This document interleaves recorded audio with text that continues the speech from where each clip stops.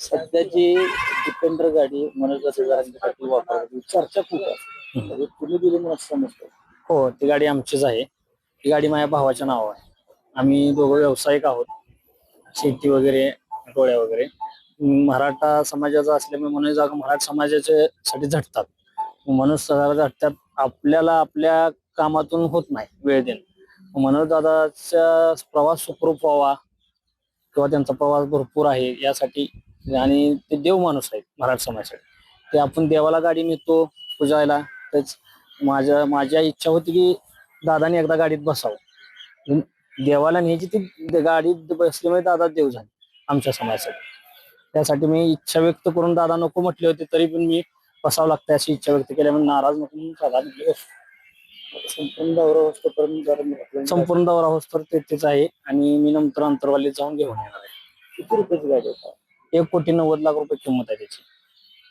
1.5 लाख रुपये लोन केलेलं आहे. भाऊ राज भोसलेच्या नावावर लोन आहे. मी मागील 15 दिवसामध्ये गाडी आणली आणि मनोज दादांचा या दौरा लागला. माझी इच्छा होती की मनोज दादा मराठा समाजासाठी काम करतात, आमच्या लेकरा बाळाच्या कल्याणासाठी शरीराचे पाक हाल करून घेऊन काम करतात.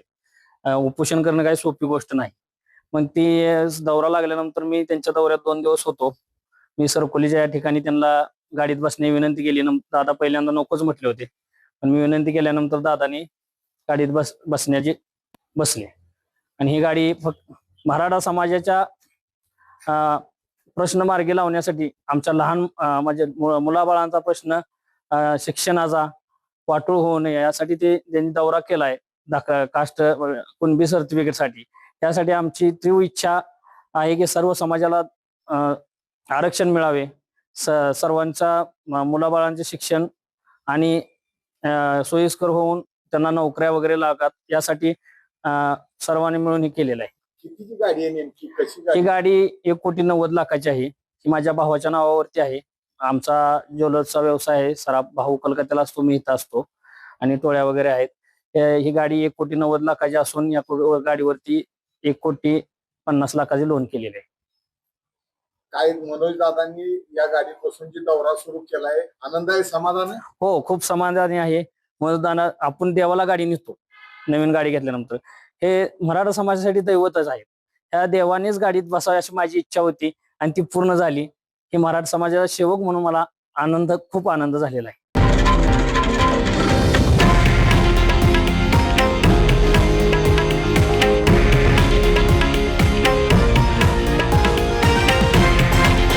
हे आहे देशातील नंबर 1 न्यूज नेटवर्क, आणि आपण पाहत आहात TV9 मराठी, एकमेव.